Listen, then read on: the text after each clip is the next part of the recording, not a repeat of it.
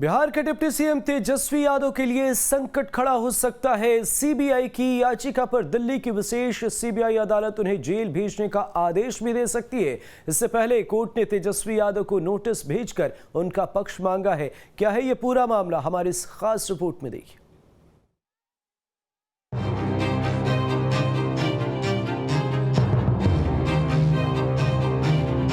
बिहार में राजनीतिक उथल पुथल और सियासी सरगर्मियों के बीच सीबीआई की एंट्री ने सियासी गर्मी बढ़ा दी। लालू प्रसाद यादव का परिवार मुश्किलों में आ घेरा है। तेजस्वी यादव के खिलाफ सीबीआई ने जमानत रद्द करने को लेकर न्यायालय का रुख किया और तेजस्वी को आईआरसीटीसी घोटाले में नोटिस भेज दिया। इस नोटिस से बिहार की राजनीति में शंका और अनिश्चितता के बादल मंडराने लगे।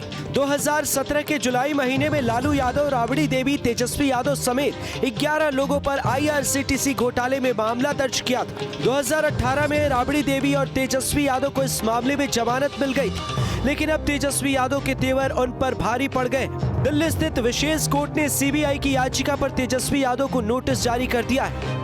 सीबीआई का कहना है कि रेलवे के पुरी और रांची के होटलों को निजी एजेंसी को देने के बदले तत्कालीन रेल मंत्री लालू प्रसाद यादव ने अपने करीबियों को अनुचित लाभ पहुंचाया। सीबीआई के मुताबिक इन होटलों के एवज में पटना के बेली रोड पर 3 एकड़ का अपना प्लॉट लालू प्रसाद यादव के बेहद करीबी प्रेम गुप्ता की पत्नी सरला गुप्ता की कंपनी डिलाइट्स को बाजार दर से काफी कम कीमत पर बेच दिया था।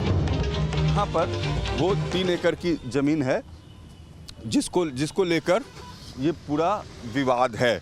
दरअसल हुआ ये था कि 2004 से 2009 में जब लालू यादव रेल मंत्री थे, उस वक्त उन्होंने कोचर बंधुओं को पुरी और रांची का रेलवे का होटल दिया था ठेके में मेंटेनेंस के लिए आउट ऑफ वे जाके, और ये आरोप लगा कि उसके एवज में उन्हें यही 3 एकड़ की ज़मीन पटना के बेली रोड इलाके में दी गई थी।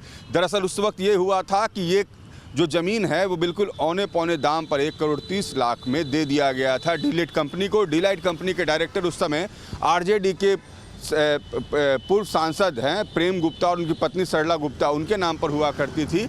और 2010 से 2014 के बीच में डिलाइट कंपनी जो है उसके निदेशक बना दिए गए राबड़ी देवी और तेजस्वी यादव, और यही ज़मीन 65 लाख रुपये में ट्रांसफ़र कर दी गई।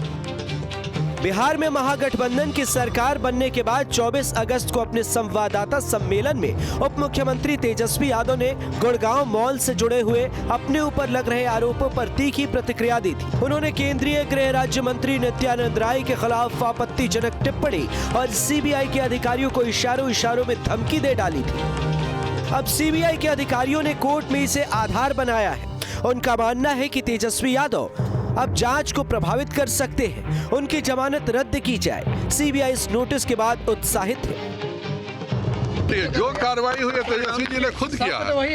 एक व्यक्ति जो है वह गृह राज्य मंत्री को धमकी देता है कि हम उनको ठंडा कर देंगे। बिहार में ठंडा करने का अर्थ हर कोई जानता है। तो अगर कोई व्यक्ति जो जमानत पर छूटा हुआ हो वह गृह राज्य मंत्री जी को ठंडा करने की धमकी देता है, तो वह सीबीआई के अफसरों पर कितना प्रभाव डाल रहा होगा। वो खुलेआम इस तरह से बोलना कि आपका भी परिवार है, आपकी भी पत्नी है। नोटिस मिलने के बाद लालू प्रसाद यादव और उनका परिवार खामोश है। पार्टी के प्रवक्ता कह रहे हैं कि न्यायालय पर हमें भरोसा है। जेडीयू भी इस वक्त अपने नए साथी के साथ है। देश का लोकतंत्र आज लहूलुहान अवस्था में खड़ा है। महंगाई हो, बेरोजगारी हो, संवैधानिक संस्थाएं का दुरुपयोग हो, क्राइसिस हो, ये किसी से छुपा हुआ नहीं है। सबकी नैतिक जिम्मेदारी है। देश का लोकतंत्र जब समृद्ध होता है तो दिल्ली में गैर भाजपा पार्टियां जो हैं उन्होंने प्रथम दृष्टया सहयोग और समर्थन की बात कही, और पटना आने के बाद कलकत्ता से भी उसकी गूंज सुनाई पड़ रही है। तो भाजपा बेचैन क्यों हो गई? अरे चुनाव लड़ना नहीं लड़ना ये तो समय पर तय होगा। ये तो 2022 के सितंबर महीना में इतनी बेचैनी है तो स्वाभाविक है, आपको एहसास है ना। सीबीआई की नोटिस का 28 सितंबर तक तेजस्वी यादव को जवाब देना होगा। कोशिश अब तेजस्वी यादव की जमानत बचाने की है।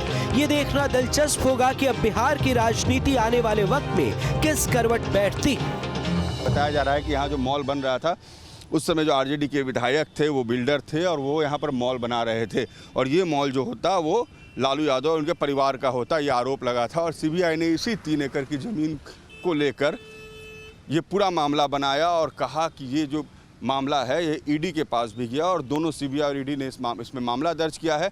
28 सितंबर को सुनवाई होनी है और ये 3 एकड़ की ज़मीन अब गले की फांस बन गई है लालू यादव और उनके परिवार के लिए। 28 सितंबर तक अगर नोटिस का सही जवाब तेजस्वी यादव नहीं दे सकते हैं तो फिर लालू यादव के परिवार के लिए मुश्किलें बढ़ जाएंगी। वीडियो जर्नलिस्ट सत्येंद्र के साथ रजनीश सिन्हा, न्यूज़ नेशन, पटना।